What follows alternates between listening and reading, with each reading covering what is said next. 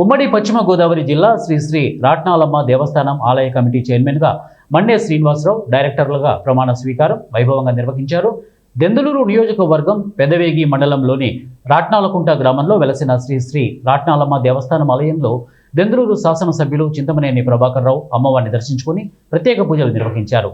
అనంతరం దేవాలయం నూతన పాలక మండలి సభ్యులతో ప్రమాణ స్వీకారం చేయించారు. ఈ సందర్భంగా ఏర్పాటు చేసిన సభలో చింతమనేని మాట్లాడుతూ గత పాలక మండలిలో దేవస్థానం అభివృద్ధి కుంటుపడిందని విమర్శించారు. నూతన పాలక మండలి చైర్మన్గా ఎన్నికైన మండే శ్రీనివాసరావు నీతికి నిజాయితీకి మారుపేరని అభివర్ణించారు. దేవాలయానికి వచ్చే భక్తులను ట్రాఫిక్ నియంత్రణ కోసం రాట్నాలకుంట మీదుగా ఔటర్ రోడ్డు నిర్మాణానికి కృషి చేస్తామని చెప్పారు.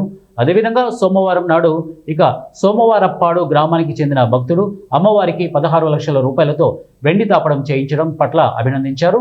భక్తుల సహాయ సహకారాలతో రాట్నాలకుంట దేవాలయ సమీపంలో వృద్ధాశ్రమం ఏర్పాటుకు కృషి చేస్తున్నామని చెప్పారు.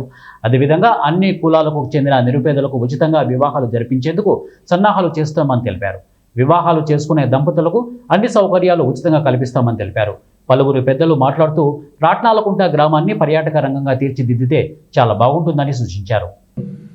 చిన్ని చెట్లు అప్పుడు ఫంక్షన్ పెట్టాలంటే రెక్కాడ దగ్గర డొక్క అనేటువంటి పేదరికం ఉన్నటువంటి రోజుల్లో వేసిన చెట్లు ఒక్కొక్క చెట్టుని 2 చెట్లు 3 చెట్లు ఆ మయాన్ని కూడా కలిపేస్తే బార్ చెట్లు లాగా మిగులుతాయి. 500 రూపాయలకి చెట్టు ఇచ్చేయాలి మనం. అది రెనోవేట్ చేసి బారుగా రెనోవేట్ చేసి ఫ్యాన్లై కూడా పెట్టి పర్ఫెక్ట్గా తయారు చేసి షెడ్లు 500కే ఇవ్వాలి.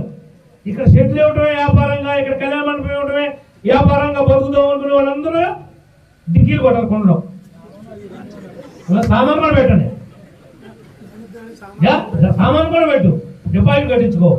రాట్నాలం గుడి అంటే రాట్నాలం గుడిలాగానే దాన్ని నిర్వహించు. దానికి నీకు ఏ అనుకోవాలో నన్ను అడుగు. ఇంకా బోళ్ళంత మంది దీని యొక్క భక్తులు ఉన్నారు, దావతలు ఉన్నారు. నువ్వు ఎప్పుడు చూసినా గుడికారంసేపు లుంగి మీదే ఉండాలి. అది తెల్ల లుంగి తెచ్చొక్క మీదే ఉండాలి.